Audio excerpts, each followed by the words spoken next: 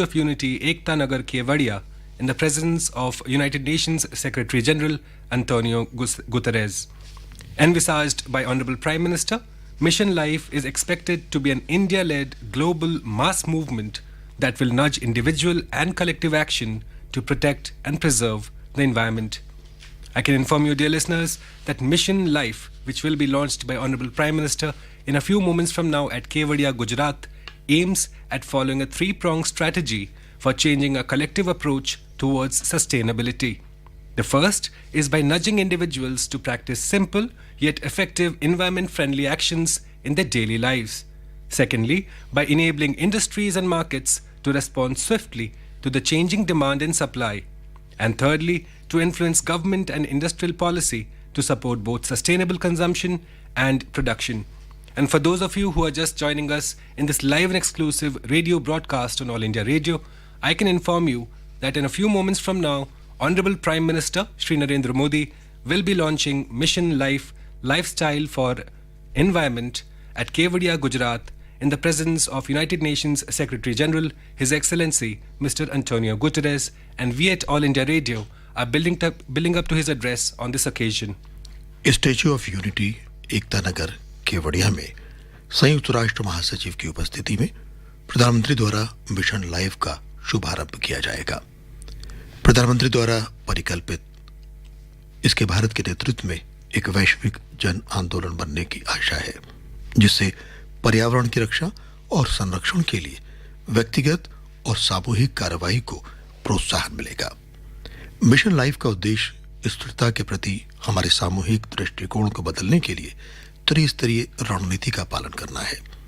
इसमें सबसे पहले व्यक्तियों को अपने दैनिक जीवन यानी मांग में सरल लेकिन प्रभावी पर्यावरण के अनुकूल कार्यों का अभ्यास करने के लिए प्रेरित करना है। दूसरा, उद्योगों और बाजारों को बदलती मांग या आपूर्ति के लिए तेजी से प्रतिक्रिया देने में सक्षम बनाना। और तीसरा, दीर्घकालीन खपत और उत्पादन दोनों का समर्थन करने के लिए सरकार और औद्योगिक नीतियों को प्रभावित करना है। प्रधानमंत्री मिशन प्रमुखों के 10वें सम्मेलन में भी भाग लेंगे, जिसका आयोजन 20 से 22 अक्टूबर 2022 तक केवड़िया में विदेश मंत्रालय द्वारा किया जा रहा है। ये सम्मेलन दुनिया भर से भारतीय मिशनों के 118 प्रमुखों, जिसमें राजदूत और उच्चायुक्त शामिल हैं, को एक मंच पे लाएगा। माननीय प्रधानमंत्री ने अब से कुछ देर पहले केवड़िया पहुंचे और उन्होंने संयुक्त राष्ट्र के महासचिव के साथ मुलाकात की। Indeed, Shoes, Honorable Prime Minister on a 2-day visit to the state of Gujarat, and on the first day of his visit yesterday, Honorable Prime Minister laid the foundation stones and dedicated to the nation projects worth over 15,670 crore rupees. The projects include the Mission School of Excellence at Adalaj, conceived with a total outlay of 10,000 crore rupees.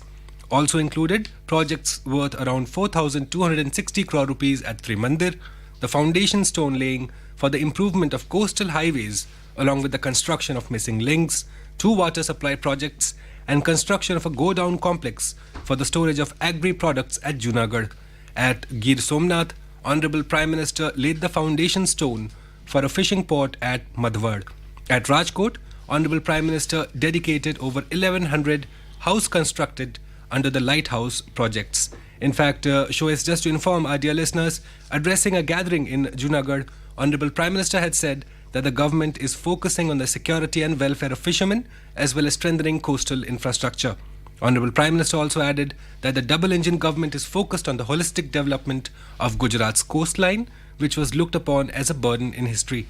Honorable Prime Minister also adding that the Sagar Khedu scheme of the government, which addresses special problems to improve the quality of life in coastal areas, especially fishermen population, has resulted in the increase of the fishing export by 7 times during the last 8 years.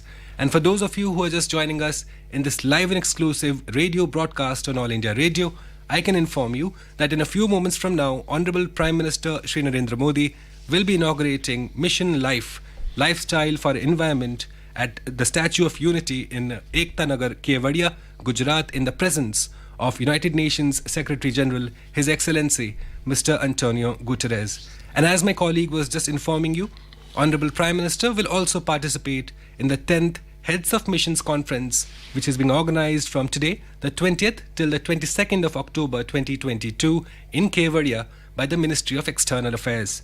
The conference will bring together 118 heads of Indian missions, ambassadors, and high commissioners from all over the world.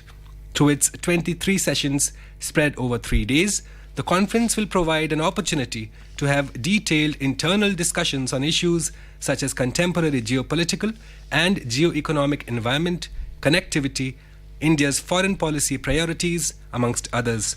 The heads of missions are currently visiting their respective states to familiarize themselves with India's flagship missions, such as those pertaining to aspirational districts, One District, One Product, Amrit Sarovar mission, amongst others. माननीय प्रधानमंत्री श्री नरेंद्र मोदी गुजरात के दौरे पर हैं। इस क्रम में अब से कुछ देर पहले माननीय प्रधानमंत्री केवड़िया पहुंचे और उन्होंने संयुक्त राष्ट्र के महासचिव एंटोनियो गुतरेस के साथ मुलाकात की। आपको बता दें अभी केवड़िया में संयुक्त राष्ट्र और भारत के बीच द्विपक्षीय बातचीत चल रही है। ये बातचीत माननीय प्रधानमंत्री श्री नरेंद्र मोदी और संयुक्त राष्ट्र के महासचिव एंटोनियो गुतरेस के बीच हो रही है। प्रधानमंत्री थोड़ी देर में मिशन लाइफ के वैश्विक लॉन्च के मौके पर यहां पहुंचेंगे और पर्यावरण संरक्षण के इस मिशन से 1 करोड़ लोगों के जुड़ने का अनुमान है। यह कार्यक्रम थोड़ी देर में शुरू होगा।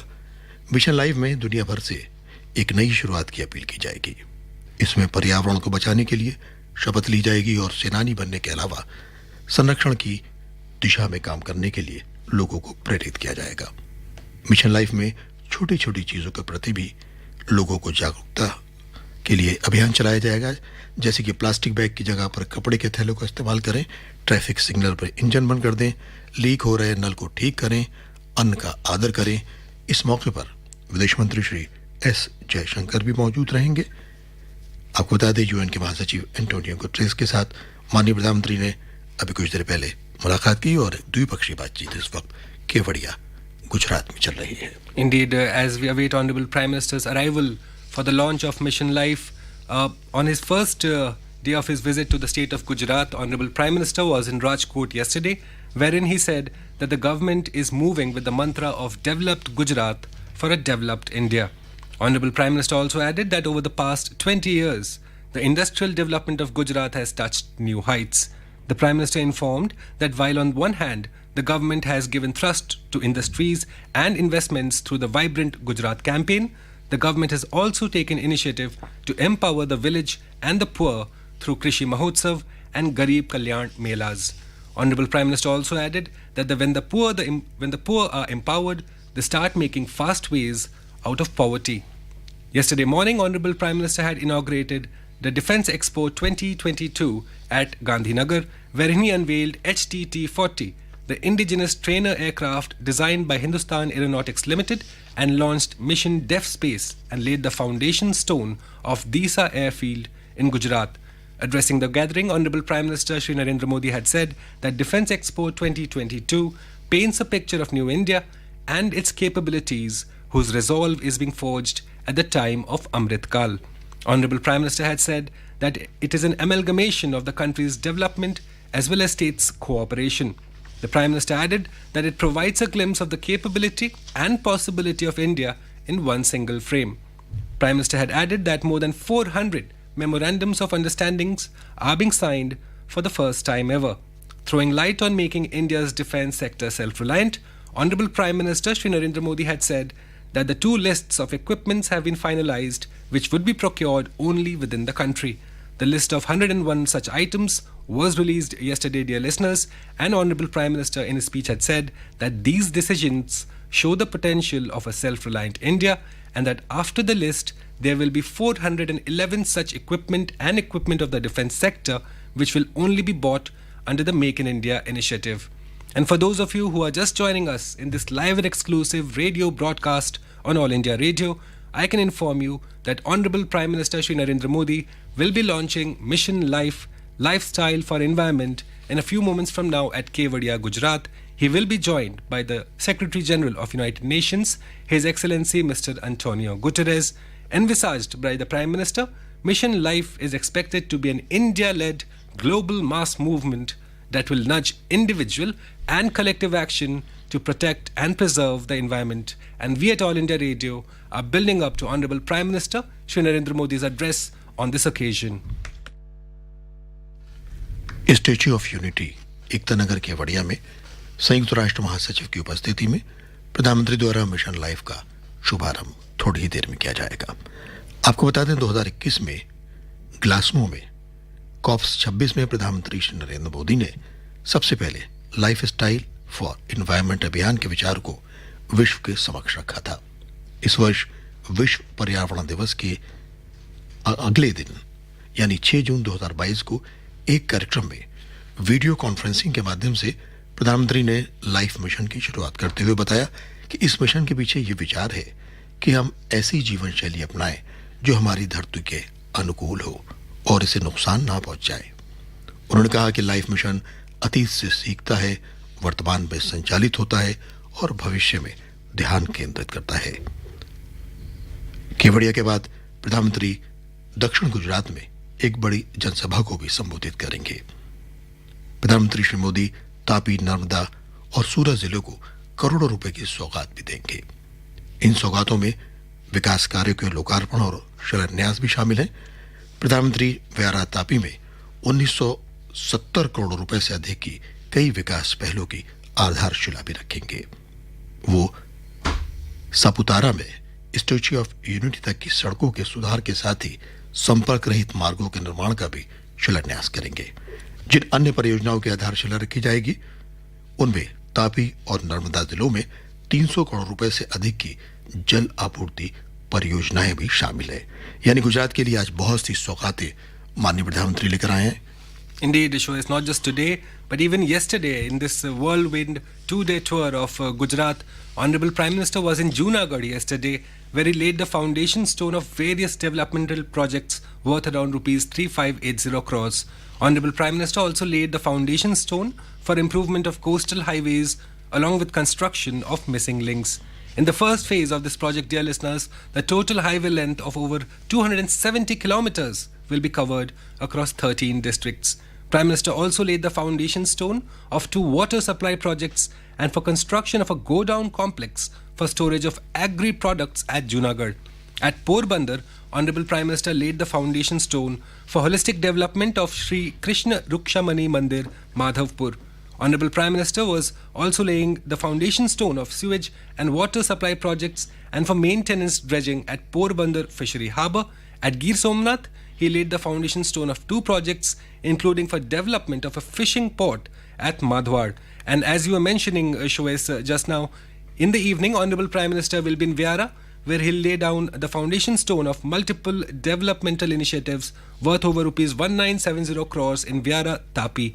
He will lay the foundation stone for the improvement of the road from Saputara to Statue of Unity along with construction of missing links. Other projects whose foundation stones could be laid include water supply projects worth over rupees 300 crore in Tapi and Narmada districts. Obviously a jam-packed schedule for Honorable Prime Minister as he is on the second day of his tour of the state of Gujarat, and we at All India Radio are awaiting his arrival for the launch of Mission Life Lifestyle for Environment, which aims at a 3-pronged strategy, as my colleague Shoes was just mentioning, for changing our collective approach and our individual approach towards sustainability.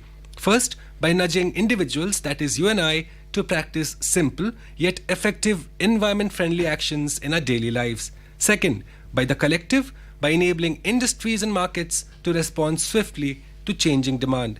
And thirdly, when we talk about the individual and the collective, then comes the government, to influence the government and the industrial policy to support both sustainable consumption and production. Obviously, India taking a lead insofar as environmental protection and reacting to climate change is concerned. Prime Minister Modi leading at the forefront of India's mission to be a carbon sustainable economy. Mission Life another threshold, another benchmark when it comes to India's efforts in that direction. And we at All India Radio, I can inform you, dear listeners, are awaiting the arrival of Honorable Prime Minister, wherein he will be launching Mission LiFE in the presence of the United Nations Secretary General Mr. Antonio Guterres. And thereafter, ladies and gentlemen, Honorable Prime Minister will also be addressing the gathering on this very special occasion, wherein he will be launching Mission LiFE, Lifestyle for Environment. माननीय प्रधानमंत्री श्री नरेंद्र मोदी कल से गुजरात दौरे पर हैं। आज उनका दूसरा दिन है। कल अपने गुजरात दौरे के दौरान कई योजनाओं का माननीय प्रधानमंत्री ने शिलान्यास किया और साथ ही जो हमारी रक्षा प्रदर्शनी थी, जो का कार्यक्रम आयोजन चल रहा है पिछले 5 दिन का, उसमें माननीय प्रधानमंत्री ने उसका उद्घाटन किया और भारत की रक्षा उपलब्धियों के बारे में जानकारी दी। इसी क्रम में आज माननीय प्रधानमंत्री केवड़िया गुजरात पहुंच चुके हैं। वहां उन्होंने थोड़ी देर पहले संयुक्त राष्ट्र के महासचिव श्री एंटोनियो गुतरेस से मुलाकात की और इस समय द्विपक्षीय बातचीत माननीय प्रधानमंत्री के बीच चल रही है। आपको बता दें, थोड़ी देर में माननीय प्रधानमंत्री स्टैच्यू ऑफ यूनिटी में सरदार पटेल की प्रतिमा में पुष्प अर्जित करेंगे और उसके बाद माननीय प्रधानमंत्री के सम्मान में गुजरात के मुख्यमंत्री श्री भूपेंद्र पटेल उद्बोधन देंगे। और मैं देख रहा हूं माननीय प्रधानमंत्री इस समय स्टैच्यू ऑफ यूनिटी पर पहुंच चुके हैं। साथ में है उनके संयुक्त राष्ट्र के महासचिव Antonio Guterres. Indeed, the Statue of Unity bedecked with flowers, marigold of all hues and colors, as the Statue of Unity stands tall. Sardar Patel in all his glory, Sardar Patel's statue, which is not just a source of pride for the state and the people of Gujarat, but for all Indians, ranging from Kashmir to Kanyakumari, from Kathiawar to Kamrup. Statue of Unity stands for what India stands for, as Honorable Prime Minister, alongside him, His Excellency Mr. Antonio Guterres, Secretary General of the United Nations, perusing this tour, taking a tour of the Statue of Unity. And as we await Honorable Prime Minister's arrival at the main dais, I think, Shoaib, it's very important that we talk about Mission LiFE and India's climate targets, which are bold, ambitious, and a challenge for the entire world. India's commitment, ladies and gentlemen, to achieve net zero emissions by 2070 is akin to not just walking the talk on climate crisis, but also running the talk on climate crisis. At the 26th Conference of Parties, COP26, Honorable Prime Minister Shri Narendra Modi had declared a 5-fold strategy termed as Panchamrita to achieve this feat. These 5 points include: India will get its non-fossil energy capacity to 500 gigawatt by 2030.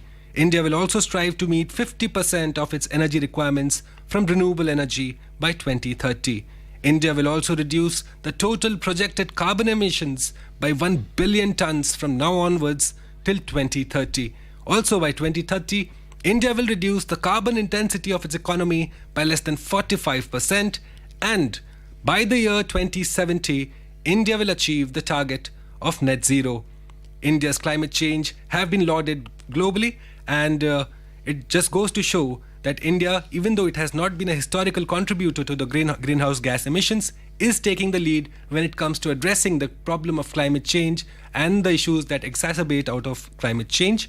However, coming back to the program today, Honorable Prime Minister, who was just at Statue of Unity, Kevadia, Gujarat, with His Excellency Mr. Antonio Guterres, Secretary General of the United Nations. Thereafter, Honorable Prime Minister will now be going to the main central dais, wherein he will be launching Mission LiFE, Lifestyle for Environment, and we at All India Radio are building up to his address on this occasion.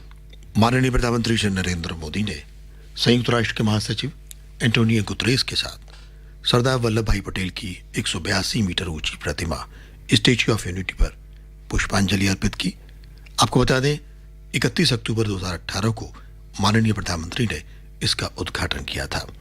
इस दिन सरदार पटेल की जयंती होती है। दुनिया की सबसे ऊंची ये प्रतिमा है। इसके अलावा और भी बहुत सारी बातें हैं जो इसके बारे में हम जान सकते हैं। यह प्रतिमा अमेरिका की स्टैच्यू ऑफ लिबर्टी से दुगनी है। इसकी ऊंचाई 182 मीटर है, यानी 597 फीट। स्टैच्यू ऑफ लिबर्टी की लंबाई 93 मीटर है। यह प्रतिमा गुजरात में नर्मदा नदी पर सरदार पटेल सरोवर बांध से 3.5 किलोमीटर की दूरी पर बनाई गई है और इसकी लंबाई इतनी ज्यादा है कि इसको 7 किलोमीटर की दूरी से भी देखा जा सकता है। बात करें अगर स्टैच्यू ऑफ लिबर्टी की, तो इस प्रतिमा का कुल वजन 1700 टन है। इसके पैर की हाइट 80 फीट है, हाथ की ऊंचाई 70 फीट है, कंधे की ऊंचाई 140 फीट और चेहरे की ऊंचाई करीब 70 फीट है। प्रतिमा का निर्माण राम वी सुतार की देखरेख में किया गया था और माननीय प्रधानमंत्री ने 31 अक्टूबर 2013 को सरदार पटेल की 138वीं वर्षगांठ के अवसर पर इसका आधारशिला रखी थी। और अभी थोड़ी देर पहले माननीय प्रधानमंत्री ने संयुक्त राष्ट्र के महासचिव एंटोनियो गुतरेस के साथ इस प्रतिमा पर पुष्पांजलि अर्पित की। इससे पहले माननीय प्रधानमंत्री ने एंटोनियो गुतरेस के साथ द्विपक्षीय बातचीत की और अब से कुछ देर बाद माननीय प्रधानमंत्री केवड़िया में ही संयुक्त राष्ट्र महासचिव के साथ मिशन लाइफ का शुभ आरंभ करेंगे। Indeed, Shoaib, as I can see, Honorable Prime Minister has arrived at the main dais just below the Statue of Unity. He is being accompanied by His Excellency Mr. Antonio Guterres, the Secretary General of United Nations, Dr. S. Jaishankar, Honorable External Affairs Minister and the Chief Minister of Gujarat. Will take you over for the live broadcast. और हमारी आने वाली पीढ़ियों पर धन धान्य निरोगिता और समृद्धि के आशीष बरसाती रहे। इसी लाइफ के ग्लोबल लॉन्च के अवसर पर हम सभी आमंत्रितों का भी हृदय से स्वागत करते हैं। देवियों और सज्जनों, भावी पीढ़ी जिसे हमारे पर्यावरण की धरोहर को संजोकर रखनी है, ऐसे इन बच्चों को अब मैं मंच पर आमंत्रित करती हूं मंचासीन महानुभावों का स्वागत अभिवादन करने के लिए।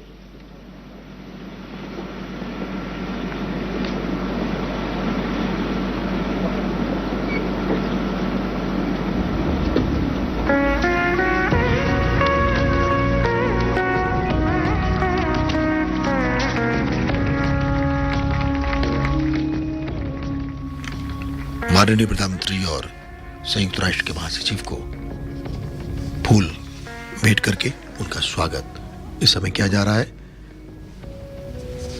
इनके साथ हैं गुजरात के मुख्यमंत्री श्री भूपेंद्र पटेल। बहुत बहुत धन्यवाद।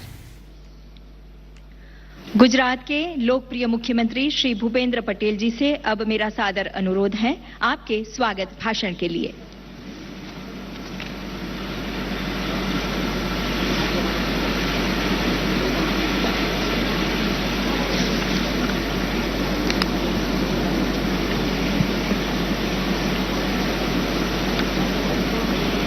मिशन लाइफ के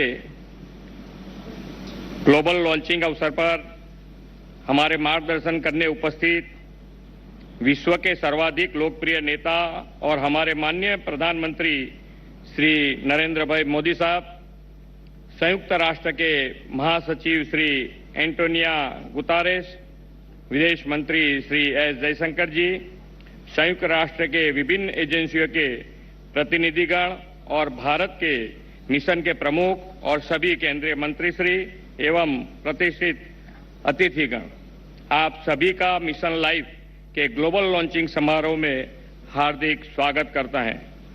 आज हम इस मंच से गौरव के साथ कह सकते हैं कि जब विश्व में ग्लोबल लीडर सोलर एनर्जी तथा ग्रीन क्लीन एनर्जी की सिर्फ बात कर रहे थे, तब गुजरात के मुख्यमंत्री के तौर पर हमारे प्रधानमंत्री श्री नरेंद्र भाई मोदी जी ने अपनी दूरदर्शिता से इस विषय में ठोस कदम उठाए थे। प्रधानमंत्री श्री नरेंद्र भाई मोदी के गुजरात के मुख्यमंत्री कार्यकाल के दौरान उनके नेतृत्व में गुजरात एशिया का पहला ऐसा राज्य था जिसने 2009 में एक अलग क्लाइमेट चेंज विभाग की शुरुआत की थी। आदरणीय श्री नरेंद्र भाई मोदी जी के विजन से ही राज्य में कैनाल टॉप सोलर प्लांट स्थापित किए गए और सीमावर्ती क्षेत्र चारणका में 730 मेगावाट के सोलर पार्क की स्थापना हुई है।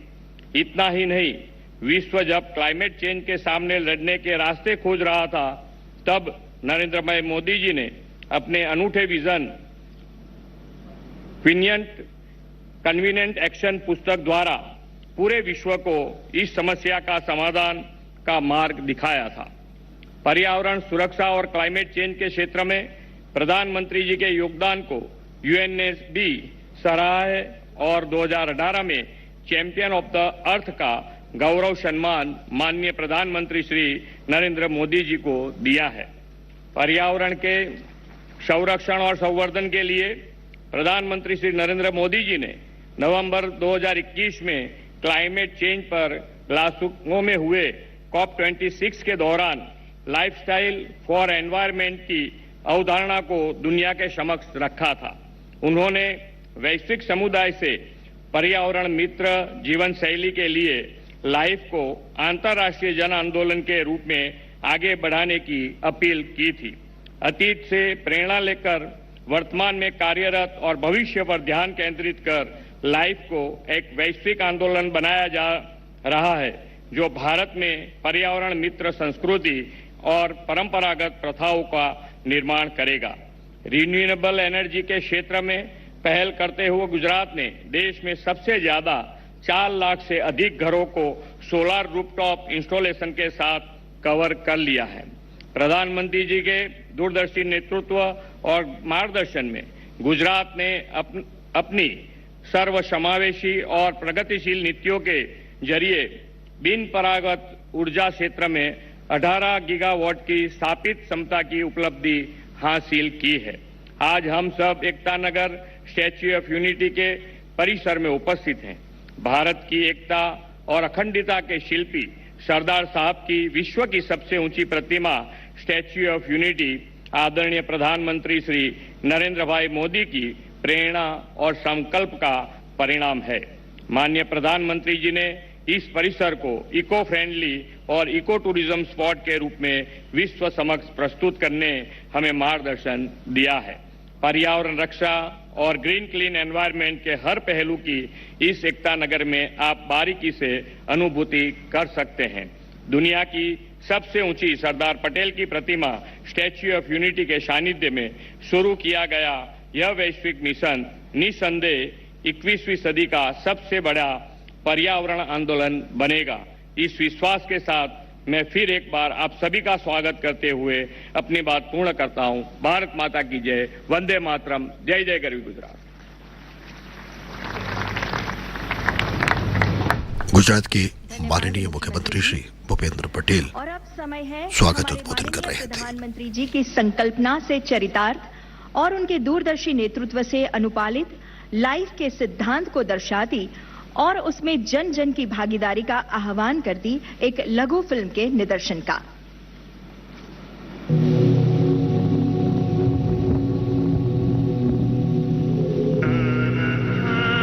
सब कहते हैं कि दुनिया बदल रही है।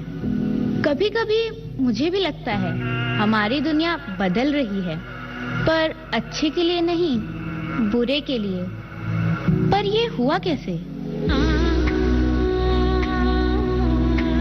मैं भी चाहती हूँ हमारी दुनिया बदले, लेकिन अच्छे के लिए। और जब 2030 में मैं 21 साल की हो जाऊंगी, जोश और सपनों से भरी, सिर्फ मैं ही नहीं, लाखों लोग और भी, तब क्या हमारी दुनिया हमारे सपने पूरे कर पाएगी? 2030 तक ही तो हम सब ने सस्टेनेबल डेवलपमेंट गोल्स को पूरा करने का वादा किया है ना। मतलब आज से 2000 दिन बाद क्या हम वो वादा पूरा कर पाएंगे एक साथ? हाँ, बिल्कुल। शायद इसका हल हमारे पास है, बस जरूरत है तो इसे जन आंदोलन बनाने की, स्वच्छ भारत मिशन की तरह। यही तो लाइफ है। लाइफ, पता है ये मैंने सबसे पहले कहाँ सुना? ये एक शब्द है लाइफ, LIFE, यानी लाइफ स्टाइल फॉर एनवायरमेंट। आज जरूरत है कि हम सभी लोग एक साथ आकर कलेक्टिव पार्टिसिपेशन के साथ लाइफ स्टाइल फॉर एनवायरमेंट यानी लाइफ को एक अभियान की तरह आगे बढ़ाएं। ये एनवायरमेंटल कॉन्शियस लाइफ स्टाइल का एक मास मूवमेंट बन सकता है।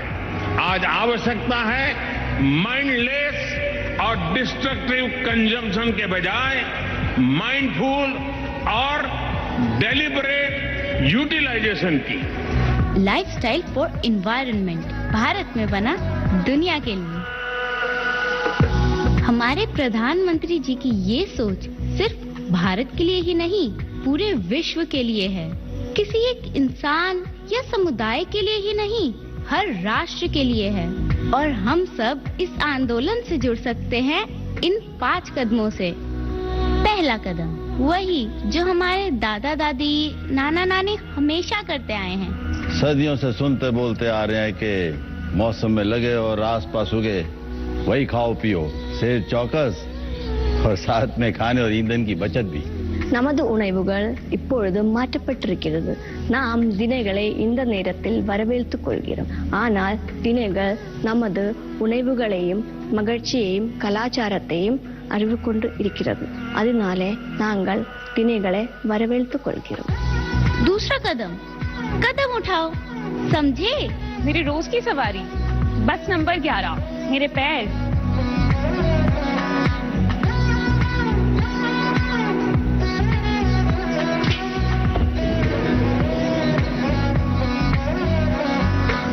मैं रोज साइकिल से ऑफिस जाता हूँ क्योंकि मेरी कंपनी हमें वॉकिंग, साइकिलिंग, कारपूलिंग के लिए एनकरेज करती है। अगर हम सब मिलके ये कर सकते हैं तो पर्यावरण की सुरक्षा में योगदान दे सकते हैं।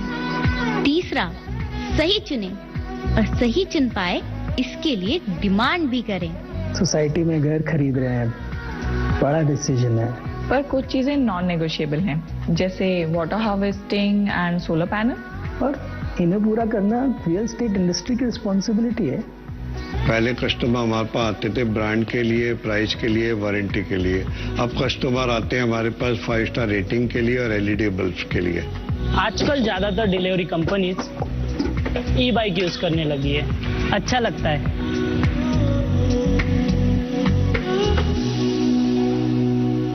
चौथा कदम सिंपल, लाइट स्विच ऑन करने के लिए स्विच ऑफ करो।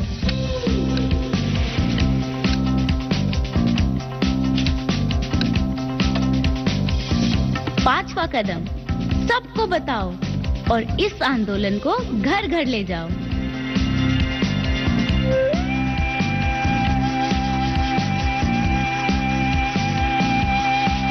मेरे देश को अपना वादा याद है और वो वादा हम बातों से नहीं, काम से पूरा करेंगे और हर देश, हर इंसान को साथ लेके पूरा करेंगे। एक्ट टुगेदर लाइफ के लिए।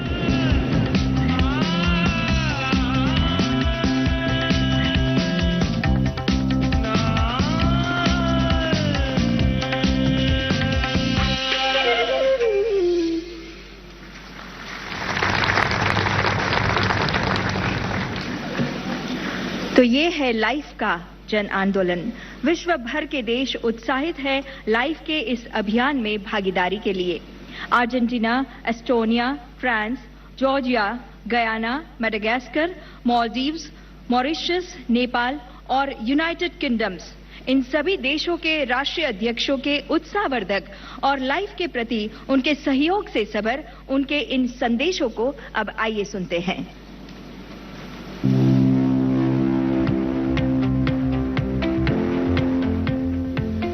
Buenas tardes a todos y a todas. Estoy aquí en Buenos Aires, pero no quise estar ausente en este encuentro, al que nos ha convocado el primer ministro Modi. El mundo vive un tiempo singular, un tiempo asignado ya no solo por una pandemia, sino por una profunda desigualdad. Una desigualdad que hace que muy pocos concentren el ingreso y el hambre se distribuya entre millones de habitantes del mundo. El mundo además sufre una crisis porque está usando y malgastando recursos no renovables que además generan efectos en el ambiente definitivamente maliciosos. También es cierto que esa concentración y la guerra que se ha desatado ha generado un problema en la seguridad alimentaria del mundo que debe llamar la atención de todos los países de la comunidad internacional. Frente a esa realidad, tenemos que ver cómo enfrentarla. Y me parece que esta iniciativa, la iniciativa LiFE, puede servirnos en mucho a encontrar un camino. Porque uno de los caminos es hacer que los estados y la sociedad civil puedan lograr los consensos necesarios para ir poco a poco saliendo de esta crisis que hoy vivimos. Tenemos que hacer que el mundo se desarrolle, que la pobreza baje, que la igualdad aparezca. Y tenemos que lograr para eso que las producciones sean sustentables, sean innovadoras y fundamentalmente sean respetuosas del medio ambiente. Sabiendo que la primera democracia del mundo, India, se ha abocado a buscar una salida, yo me quedo más tranquilo. Y lo que no quiero es dejar de sumar a mi país en esa iniciativa, en esa búsqueda. Aquí estamos, acompañando la iniciativa LiFE para hacer que los objetivos de sostenibilidad para el desarrollo con miras al 2030 podamos hacerlo posible entre todos y todas, cada uno de los habitantes de esta tierra. Muchas gracias. Dear friends, Namaste. The need for a collective response to address climate change and biodiversity loss is stronger than ever. We are grateful to Prime Minister Modi for his leadership, together with the UN Secretary General, in launching Mission LiFE. The power of change lies in working together towards a common goal and engaging all the people and communities on the planet.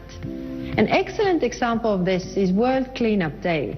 It is an extensive one-day action that started in Estonia and has spread to 191 countries. At COP27, we will call for even more countries to join us. By the way, India has been very active in World Cleanup Day. Last year, an amazing 1.2 million people took part in this initiative in India. That is impressive. Thank you. Russia's war against Ukraine has triggered a global energy crisis. This further underlines the need to move towards renewable energy and sustainability. We can achieve even more if we combine the green transition with the digital one. We have digitized the energy network in Estonia and see the potential this has for energy savings as well as innovation. It is time for a profound change in our lifestyle. We need to place sustainability front and center. I'm glad that the climate action is one of India's G20 presidency priorities, and I wish you a successful presidency. Dear Prime Minister, dear Narendra, dear colleagues, dear friends, Namaste. I wish I could be with you in Kevadia for this very special moment. At a time when our world is subject to increasing geopolitical tensions, we have no choice but to choose cooperation over division for one single reason. No one can address global challenges, and especially climate change, on its own. The LiFE initiative is part of this agenda for stronger cooperation. I wanted to say a few words to wish you a great success in its implementation. At the current pace, if the global population reaches 9.6 billion by 2050, the equivalent of almost 3 planets could be required to provide the natural resources needed to sustain current lifestyles. Governments, businesses, people, we must therefore all cooperate and rethink our models and behaviors. Sustainable consumption is all about doing more and better with less. We are already on that track. The current surge in energy prices is leading many countries in Europe to take the path of sobriety. In France, we will reduce our energy consumption by 10%, acting all over the board in transportation, housing, industries, and other sectors. But this will not be a temporary response before going back to our old ways. What we are talking about is a paradigm shift, because we will not reach net zero by 2050 if we don't act on the demand side and substantially reduce our energy consumption. beyond the current crisis. As the effects of climate change are already unfolding, every citizen should now be aware that it is no longer possible to use natural resources such as water as if they were inexhaustible. We need to meet this challenge together by promoting ambitious public policies in all sectors, by launching coalitions of the willing. I am pleased in that regard that France and India agreed on leading a global initiative on the end of single-use plastics, and by fostering a common partnership between citizens committed to change their lifestyles and therefore the world. The LiFE initiative, Prime Minister Modi, will give us this opportunity. France looks forward to working with India to make this initiative a success, including in the perspective of the Indian presidency of the G20 next year. Thank you for this initiative, and thank you for your attention and your commitment. Excellency Shri Narendra Modi, Honorable Prime Minister of India, dear ladies and gentlemen, dear friends, I am honored and pleased to address this distinguished audience at today's remarkable event and to congratulate India for taking the lead to launch this extraordinary mission in the beautiful city of Kevadia of India. Georgia welcomes and fully supports this global initiative timely introduced by His Excellency Narendra Modi, which promotes an environmentally conscious lifestyle that focuses on the principle of mindful and deliberate utilization. In this regard, we have already taken significant steps to fulfill our international commitments, as well as obligations under the EU-Georgia Association Agreement.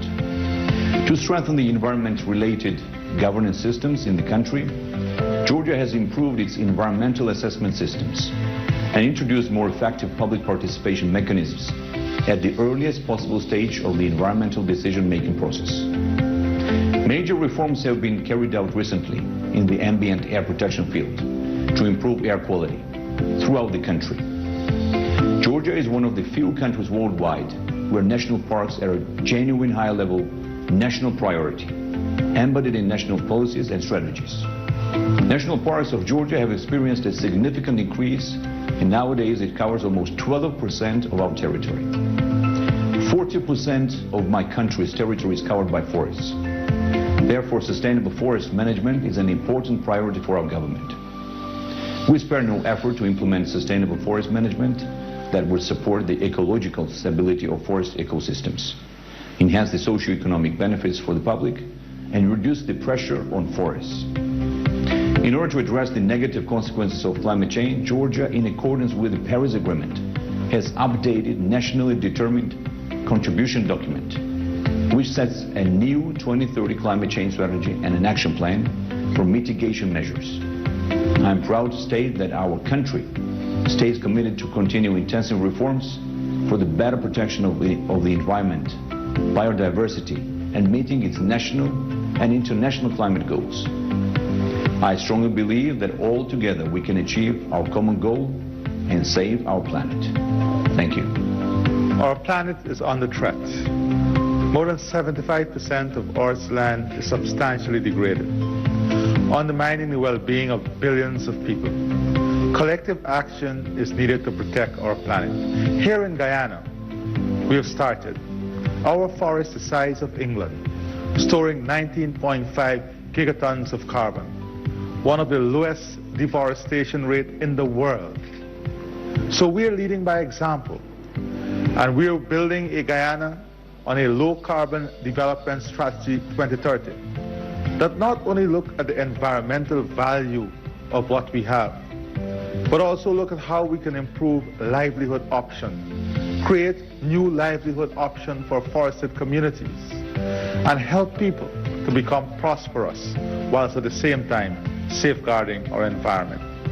I therefore wish to extend best wishes to Prime Minister of India, Prime Minister Narendra Modi, on the launching of the Mission LiFE logo and mission document, which seeks to mobilize 1 billion Indians to become pro-planet people by 2027, who will practice simple environment and climate-friendly behavior in their daily lives. Congratulations, India, for taking the lead in pioneering this movement.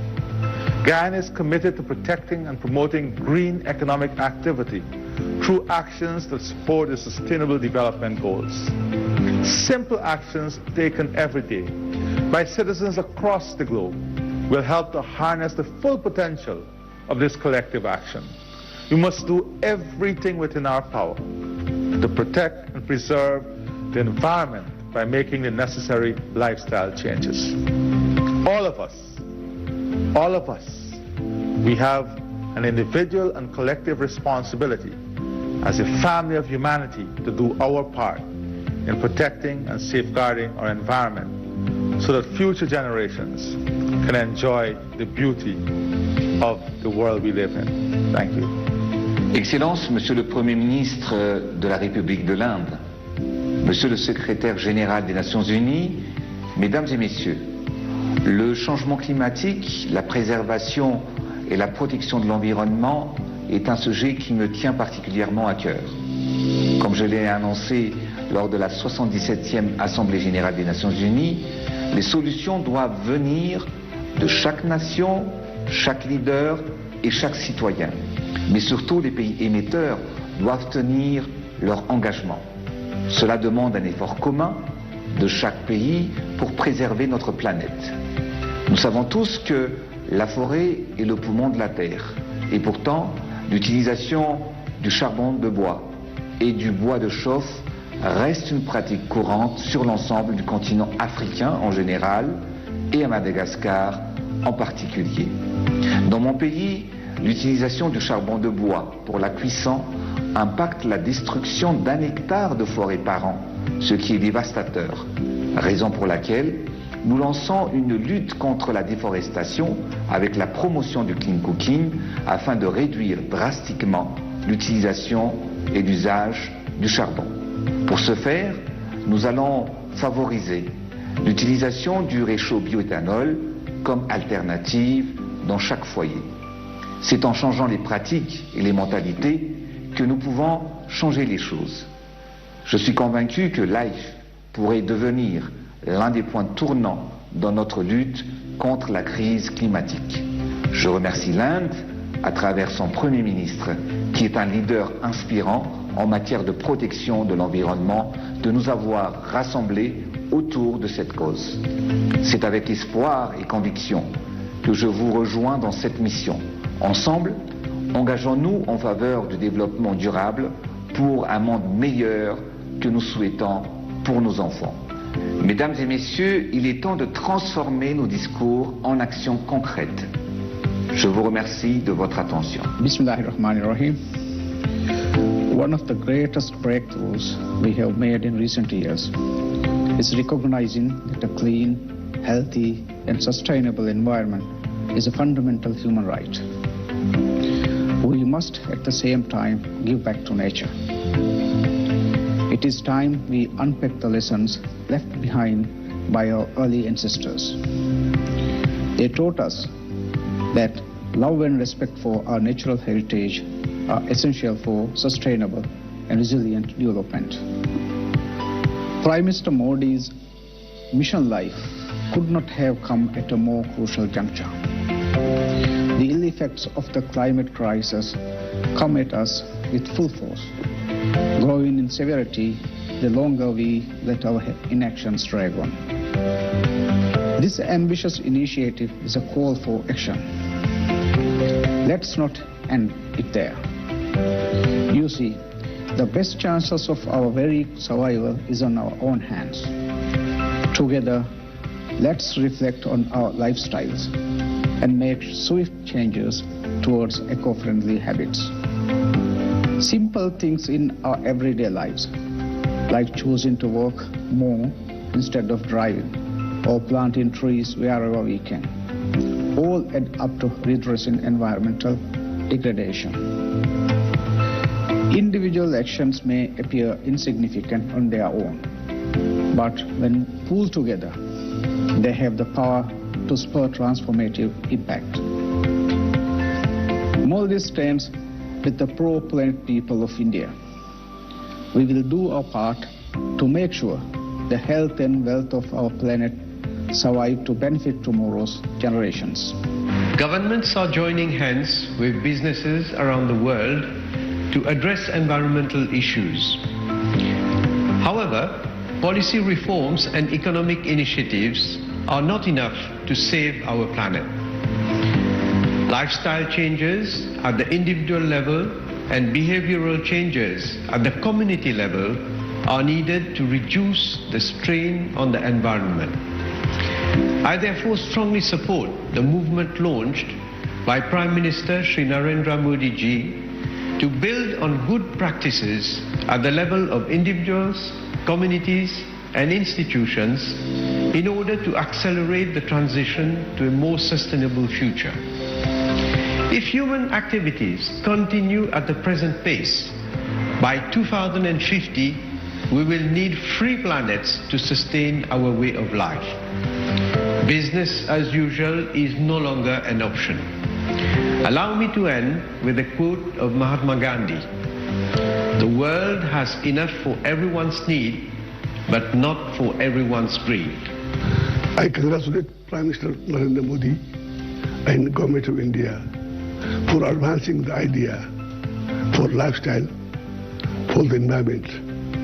This is a pioneering movement that can help fight climate change and achieve SDGs to build on the idea that positive changes in individual actions and behaviors are the key parts of the climate solution that the world urgently needs.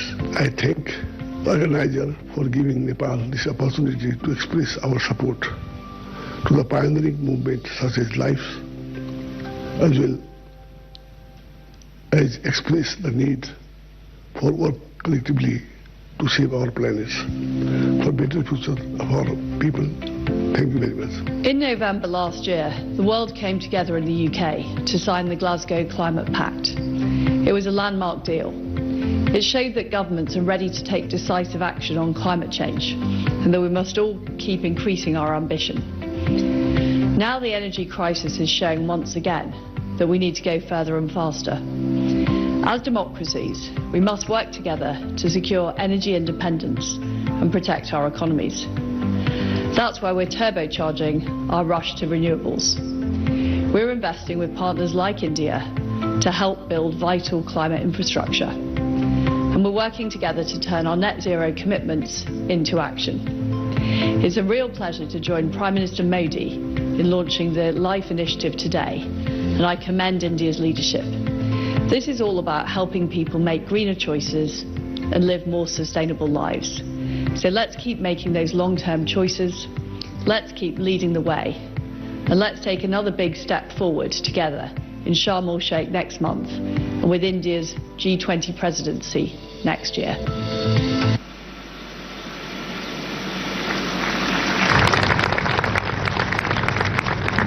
Thank you, one and all. Ladies and gentlemen, the august presence of Honorable Secretary General of United Nations, Mr. Antonio Guterres, is gracing the occasion today. May I now request you, sir, to address the gathering. Please, sir.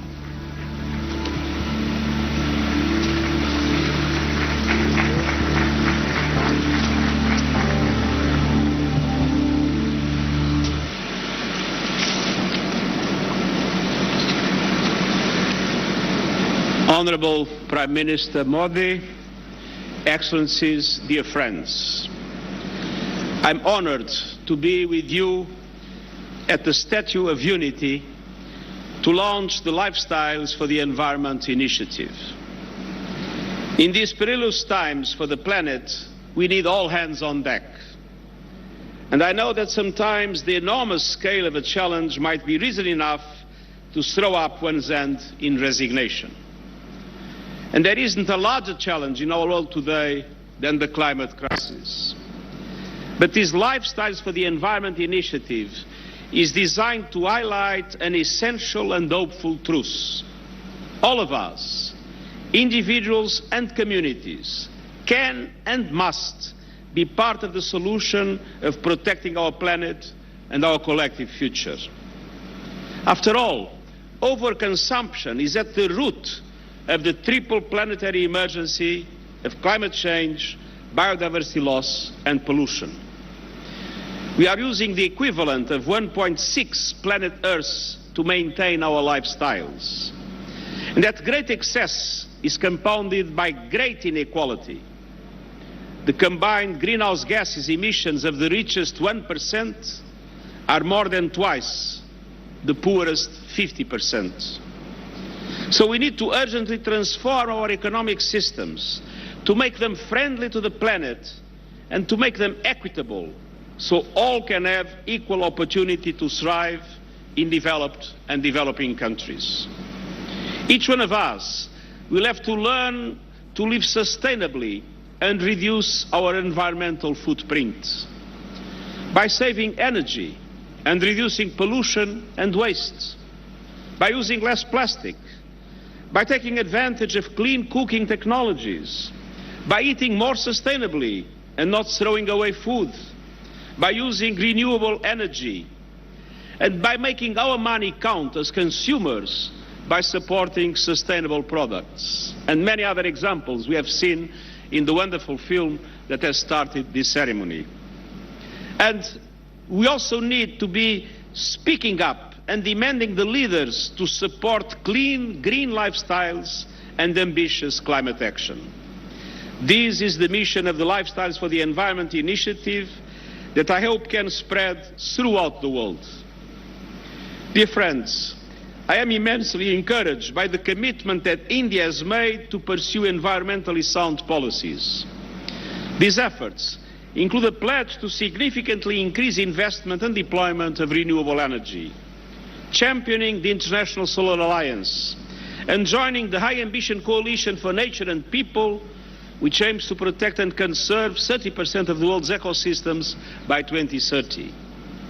I also congratulate India on its upcoming G20 presidency.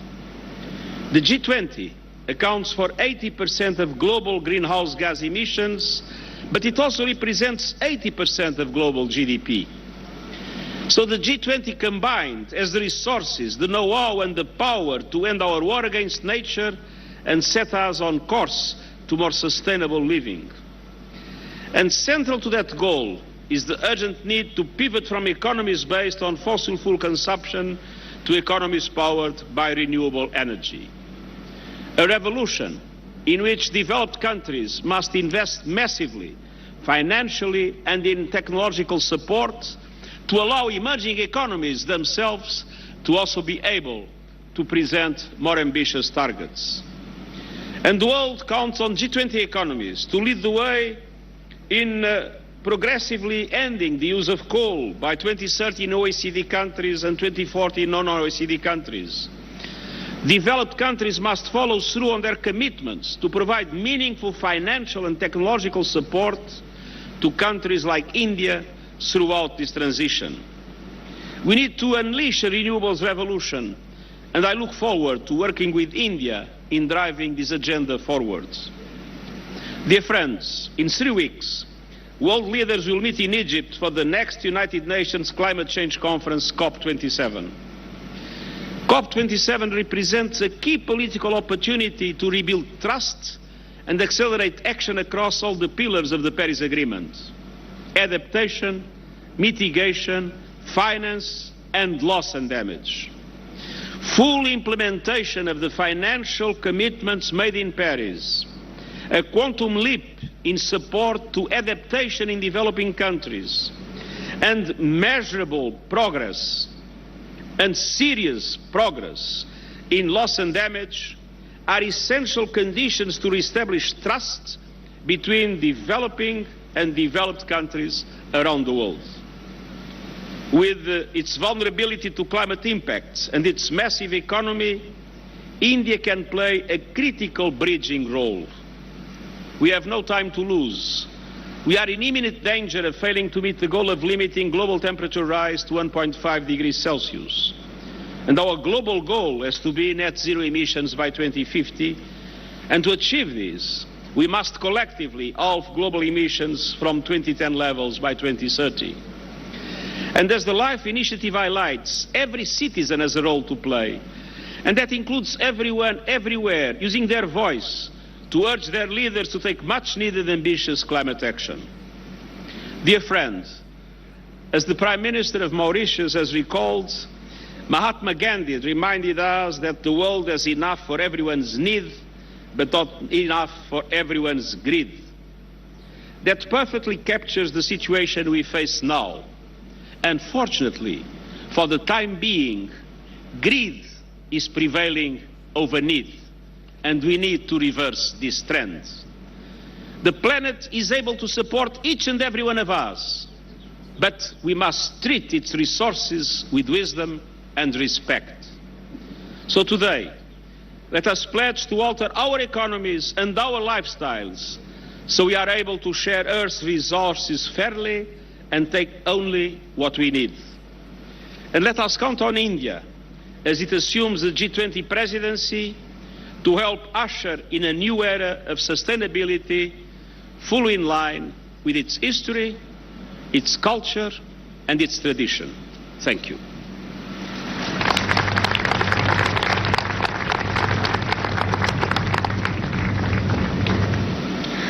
Thank you, Honorable Secretary General, for your inspirational words. और अब भारत के माननीय प्रधानमंत्री श्री नरेंद्र मोदी जी से अब मैं सविनय अनुरोध करती हूं कि रिमोट का बटन दबाकर मिशन लाइफ के डॉक्यूमेंट का विमोचन करें एवं लोगो और टैगलाइन को लॉन्च करें।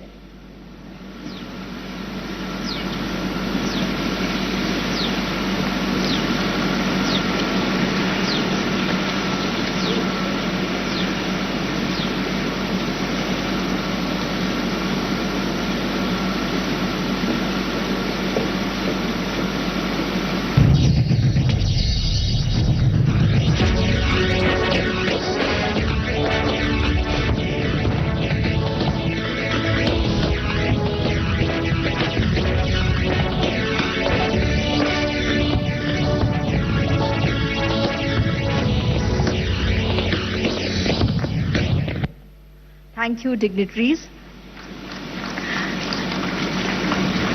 आइए हम भी करतल ध्वनि से इस लॉन्च का, इस क्षण के हम साक्षी बने।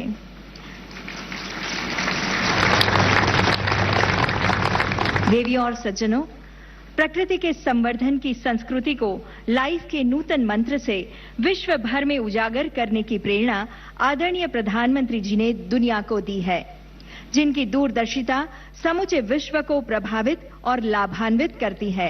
ऐसे वैश्विक नेता भारत के यशस्वी प्रधानमंत्री श्री नरेंद्र मोदी जी से अब सादर अनुरोध करते हैं आपके मार्गदर्शन के लिए।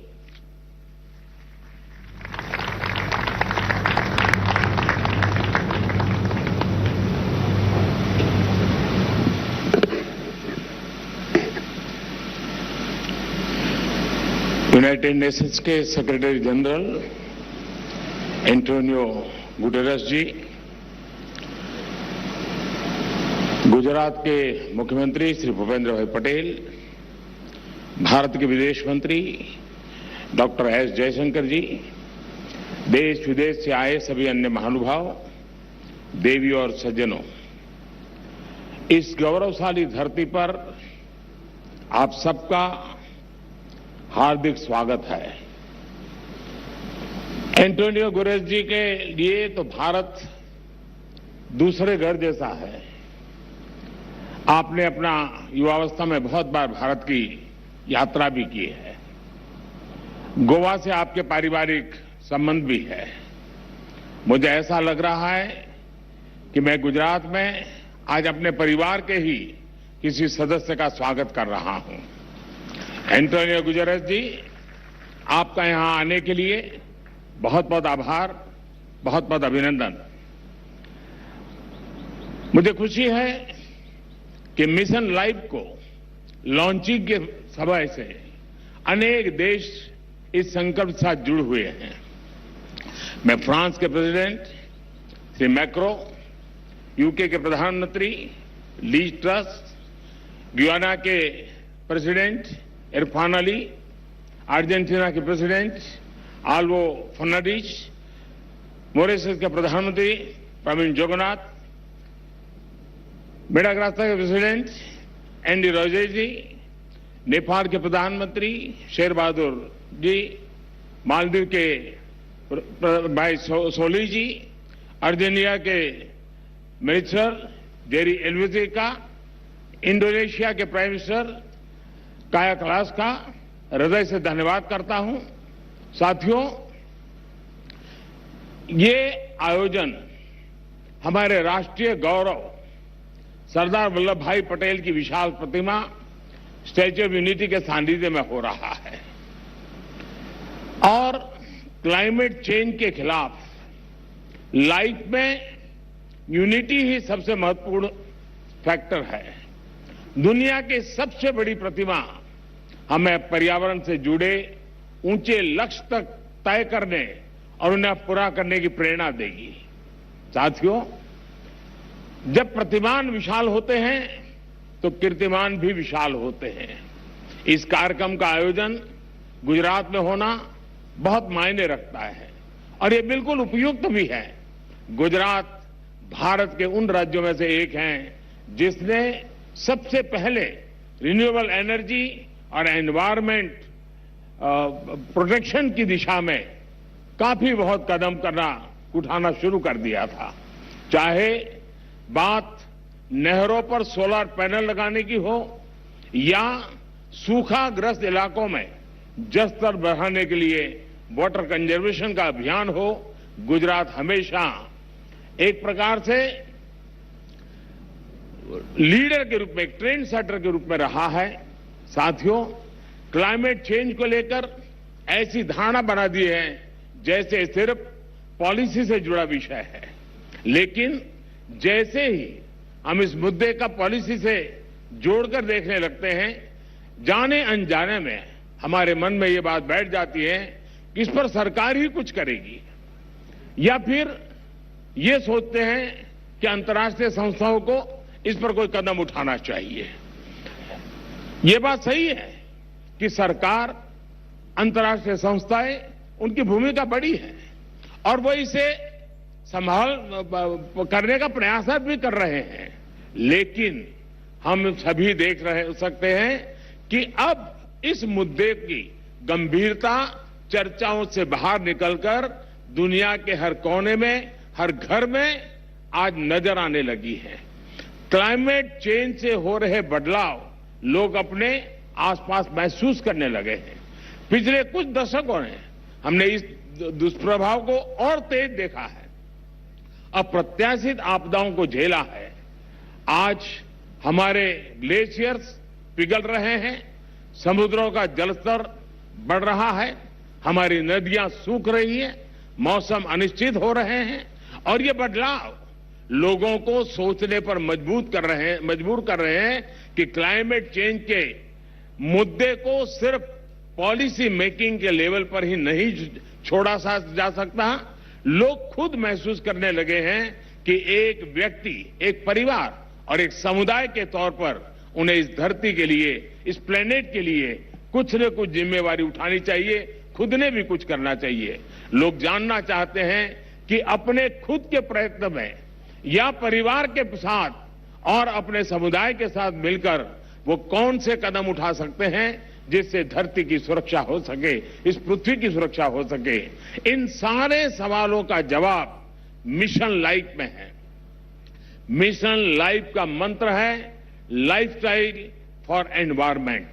पृथ्वी पर रहने वाले प्रत्येक व्यक्ति को व्यक्तिगत प्रयासों की कामना के साथ ही आज ये मिशन लाइफ का ये विजन दुनिया के सामने रख रहा हूं। मिशन लाइफ इस धरती की सुरक्षा के लिए जन जन की शक्तियों को जोड़ता है, उनका बेहतर इस्तेमाल करना सिखाता है।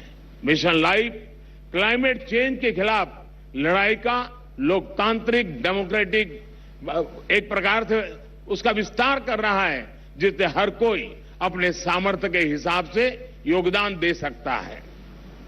मिशन लाइफ इस बात पर भरोसा करता है कि छोटे छोटे प्रयासों का भी व्यापक प्रभाव हो सकता है। मिशन लाइफ हमें प्रेरित करता है कि हम सब अपनी रोजमर्रा की जिंदगी में ऐसा बहुत कुछ कर सकते हैं जिससे पर्यावरण की सुरक्षा हो। मिशन लाइफ ये मानता है कि अपनी लाइफस्टाइल में बदलाव करके एनवायरमेंट की रक्षा की जा सकती है। ये आपको दो बहुत दिलचस्प उदाहरण देना चाहता हूं, बड़ी सरल बातें मैं बताना चाहता हूं।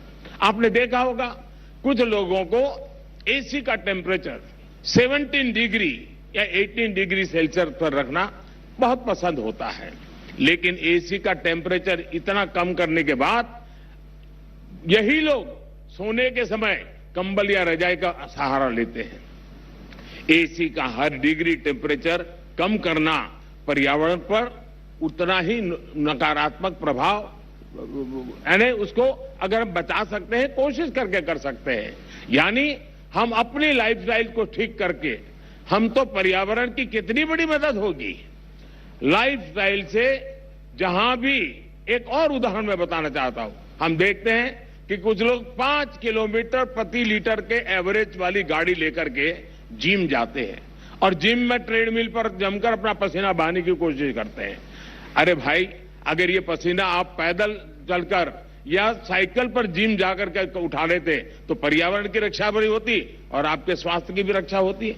साथियों, लाइफस्टाइल से व्यक्तिगत और समाज के छोटे छोटे प्रयासों से कैसे बड़े नतीजे आ सकते हैं, मैं इसका भी उदाहरण देना चाहता हूं। भारत में हमने कुछ साल पहले देशवासियों से ज्यादा एलईडी बल्ब इस्तेमाल करने के लिए आग्रह किया था। मकसद ये था कि लोग को बिजली का बिल कम हो, बिजली का कम खर्च हो और पर्यावरण की भी रक्षा हो। सरकार ने एलईडी बल्ब की एक योजना शुरू की और देश का प्राइवेट सेक्टर भी इसमें भागीदार हो गया। यहां आए अंतर्राष्ट्रीय एक्सपर्ट्स ये जानकर के उनको हैरानी होगी कि कुछ ही समय के भीतर भारत के लोगों ने 160 करोड़ से ज्यादा एलईडी बल्ब अपने यहां में लगा दिए, परिवर्तन कर दिया। और इसका प्रभाव यह है कि 100 मिलियन टन से ज्यादा कार्बन डाइऑक्साइड का उत्पादन हम कम कर पा गए, उसका उत्सर्जन कम कर पाए। और मैं ये आपको नोट करने के लिए जरूर कहूंगा कि ये प्रतिवर्ष हो रहा है, ये सिर्फ एक बार की घटना नहीं, हर वर्ष ये बेनिफिट होने वाला है और उसका लाभ होने वाला है। एलईडी की वजह से अब हर साल इतना उत्सर्जन कम होने लगा है। साथियों, गुजरात महात्मा गांधी की भूमि है, जन्मभूमि है, तो उन विचारकों से एक जो बहुत पर्यावरण संरक्षण और प्रकृति के साथ तालमेल लेकर के जीवन जीने का महत्व समझ गए। उन्होंने ट्रस्टीशिप के अवधारणा की विकसित की थी। मिशन लाइफ इस सबको पर्यावरण के ट्रस्टी बनाता है। ट्रस्टी वो होता है जो संसाधनों का अंधाधुंध इस्तेमाल नहीं होने देता। एक ट्रस्टी एक शोषक के रूप में नहीं बल्कि पोषक के रूप में काम करता है। मिशन लाइफ P3 की अवधारणा को मजबूत करेगा। P3 यानी प्रो प्लेनेट पीपल। आज हम एक ऐसी दुनिया में जी रहे हैं जहां इस बात की चर्चा रहती है कि कौन किस देश या गुट के साथ है और कौन किस देश या गुट के खिलाफ है। लेकिन मिशन लाइफ धरती के लोगों को प्रो प्लेनेट पीपल के तौर पर जोड़ता है, उनको अपने विचार से समाहित करता है, एक कर देता है। ये लाइफस्टाइल ऑफ द प्लेनेट, ये lifestyle of the planet, for the planet and by the planet की मूल सिद्धांत पर चलता है। साथियों, अतीत से सीखकर ही हम बेहतर भविष्य का निर्माण कर सकते हैं। भारत में हजारों वर्षों से प्रकृति की पूजा की समृद्ध परंपरा रही है। हमारे वेदों में भी बहुत सटीक तरीके से कहा है कि जल, जमीन, वायु और सभी प्रकृति प्रदत्त चीजों का महत्व समझाते हैं। जैसे अथर्ववेद कहता है, माता भूमि ही पुत्रो हम पृथ्वीया, अर्थात पृथ्वी हमारी माता और हम उसके संतान हैं। रीयूज एंड रिसाइकल और सर्कुलर इकोनॉमी हमारे वर्षों से हम भारतवासियों की लाइफस्टाइल का अंग रहा है और हम सभी जानते हैं कि दुनिया के कई हिस्सों में, कई देशों में ऐसी प्रथाएं आज भी है, प्रचलित है, जो हमें प्रकृति के साथ तालमेल बिठाकर चलने के लिए प्रेरित करती है। मिशन लाइफ प्रकृति के संरक्षण से जुड़ी हर इस लाइफस्टाइल को समाहित करेगा जिसे हमारे पूर्वजों ने अपनाया था और जिसे हम अपने जीवन शैली का हिस्सा बना सकते हैं। साथियों, आज भारत में सालाना प्रति व्यक्ति कार्बन फुटप्रिंट करीब 1.5 टन ही है, जबकि दुनिया का औसत 4 टन प्रति वर्ष का है। फिर भी भारत क्लाइमेट चेंज जैसी वैश्विक समस्या के समाधान के लिए सबसे आगे आकर काम कर रहा है। इसने उज्ज्वला योजना शुरू की ताकि कोयले और लकड़ी से धुएं से मुक्ति मिले। हम वाटर सिक्योरिटी को ध्यान में रखकर भारत में हर जिले में 75 अमृत सरोवर आज बनाने का बहुत बड़ा अभियान चला रहे हैं। हमारे यहां वेस्ट से वेल्थ पर अभूतपूर्व बल दिया जा रहा है। आज भारत के पास विश्व में रिन्यूएबल एनर्जी को चौथी सबसे बड़ी क्षमता के रूप में हमने उभार पाए हैं। आज हम विंड एनर्जी में भी चौथे नंबर पे हैं, सोलर एनर्जी में भी 5वें नंबर पे हैं।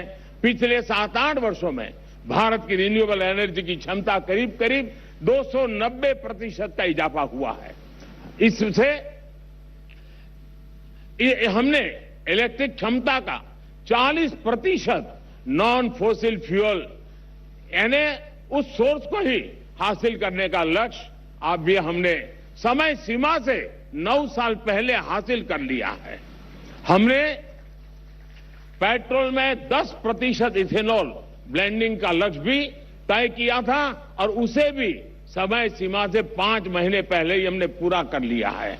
अब भारत पेट्रोल में 20% इथेनॉल ब्लेंडिंग के लक्ष्य पर काम कर रहा है। हाइड्रोजन इकोसिस्टम के लिए भारत पर्यावरण के अनुकूल ऊर्जा स्रोत की तरफ भी बहुत तेजी से कदम बढ़ा रहा है और ये गुजरात ग्रीन हाइड्रोजन के लिए हब के रूप में विकसित होता चला जा रहा है। इससे भारत और विश्व के कई देशों को नेट जीरो के अपने लक्ष्य को हासिल करने में बहुत बड़ी मदद मिलेगी।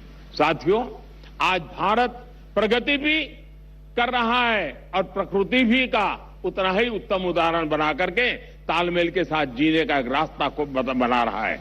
आज भारत विश्व की 5 की बड़ी अर्थव्यवस्था भी बना है। हमारा वन क्षेत्र भी बढ़ रहा है। अन्य जीवों की संख्या में भी हमारी यहां लगातार वृद्धि हो रही है। भारत अब दुनिया के साथ अपनी भागीदारी का और ज्यादा बढ़ाना चाहता है। वन सन, वन वर्ल्ड, वन ग्रिड जैसे अभियान ऐसे ही लक्ष्यों की तरफ हमारे संकल्पों को मजबूत करते हैं।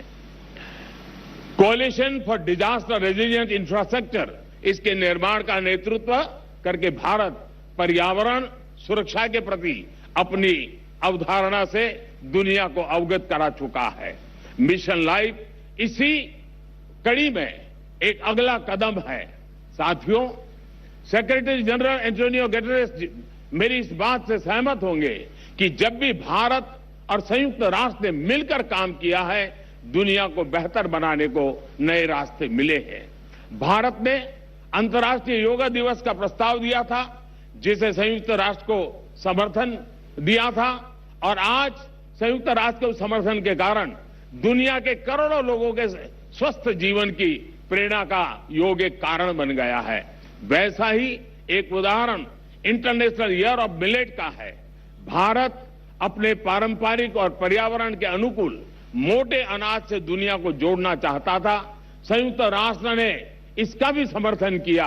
हम अगले साल इंटरनेशनल ईयर ऑफ मिलेट मनाने वाले हैं, लेकिन अभी से दुनिया भर में इसकी चर्चा प्रारंभ हो चुकी है।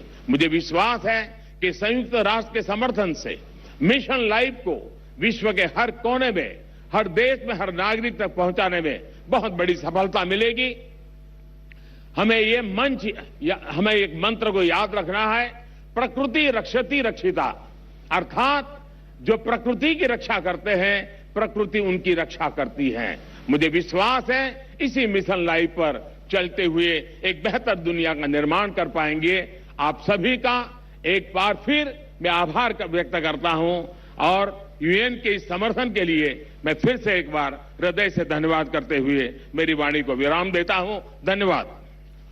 माननीय प्रधानमंत्री Shri Narendra Modi Statue of Unity Ekta Nagar Kevadia में मिशन लाइफ के शुभारंभ के अवसर पर संबोधित कर रहे थे। इससे पहले माननीय प्रधानमंत्री ने संयुक्त राष्ट्र महासचिव श्री एंटोनियो गुतरेस के साथ एक द्विपक्षीय बातचीत की। आपको बता दें आज के कार्यक्रम में विदेश मंत्री श्री एस जयशंकर और गुजरात के मुख्यमंत्री श्री भूपेंद्र पटेल भी मौजूद थे। Indeed, Honorable Prime Minister Shri Narendra Modi addressing at the global launch of Mission Life, saying that he is happy to see that so many nations have joined India for the Mission Life program. Honorable Prime Minister saying that there is a misconception that climate change can only be resolved by policy intervention and by the intervention of international institutions. However, climate change is not just a policy subject, and that each citizen has to take responsibility for protecting the environment. Honorable Prime Minister saying that Mission Life is based on the mantra that every small action counts and that the effects of climate change are unprecedented. Glaciers are melting, the sea level is rising, and that the other effects are visible to all the people living on this planet. Honorable Prime Minister also saying that with India incorporating LED bulbs across the nation, India has managed to reduce almost 100 million tons of carbon emissions, and that Mission Life makes us all a trustee for the environment, where we work for the betterment of the environment. With that, ladies and gentlemen, we come to the end of this special broadcast wherein Honorable Prime Minister Shri Narendra Modi launched Mission Life at Statue of Unity in Kevadia, Gujarat, along with Program Coordinator MS Rawat, who was assisted by Raj Lakshmi, my co-commentator Shoaib Yar Khan. This is Bhuvan Apurva Jha signing off. News and updates will continue on the other side. Stay tuned. This broadcast came to you from the Delhi station of All India Radio.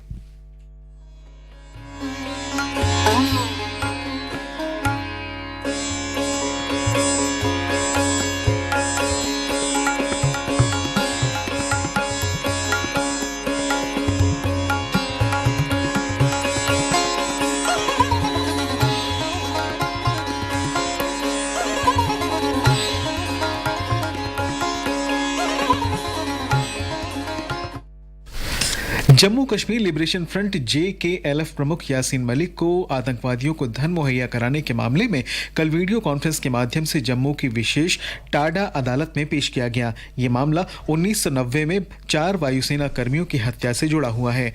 Yasin Malik इस समय Tihar jail में सजा काट रहा है। हमारे जम्मू संवाददाता ने खबर दी है कि विशेष टाडा अदालत ने 21 सितंबर को यासीन मलिक को 19 अक्टूबर को व्यक्त